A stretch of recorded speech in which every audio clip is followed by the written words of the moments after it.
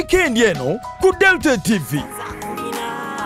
Ewe bana kufungana yegwando wozese bichamu nebi seyeye ngabalunyanja kumakati genyanja tushininge tubeka bidenja nze nawe sweetie baby tulina omukwano mungi era kabirelo kwatulite uche tukende kubanga tukutusaako okwanjula kwa kachala mama kalungi kebikiridde bulungi nyatera ne kanyuma nga bakayita nabano bajamira bwabadde ayanjula omwami we Segawa Afuzali omukolo gwabadde Masaka Busanje bannange mugole muchala bwe yabadde afuluma akayimba yayimbye ka musajja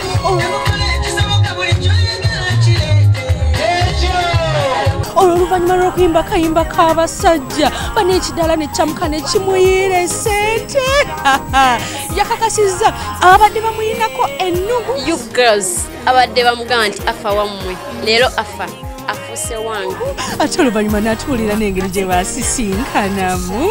afa twasoma ffena primary nali MP6 nga MP7 paka nakati kyabadde kyakabi nnyo ate bwe tunavayo tukufunseko kye bayita mass wedding embaga y'ekikungo nga ku mulundi guno babadde abaagalana 280 be bagatibwa wali eri ku Rubaga Miracle Center Cathedral nga mbagatibwa mwe babaddemu ne gwe tumanyi Kapere banaye bakonye omuziki.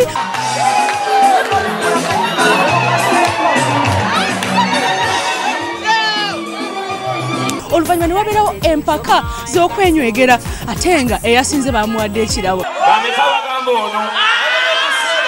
waliwo akakadde kamu akasiringi tugenda kwongerako. Ani yasinze mu kwenywegera byonna tubisibwa mu programu y'okwanjula n'embaga ku Sunday eno saa zigenda kuwera 11 mpaka 1 nange Sharita tuseyeye nga balunyanja mu makati g'ennyanja nze naawe sweetie baby tulina omukwano mungi.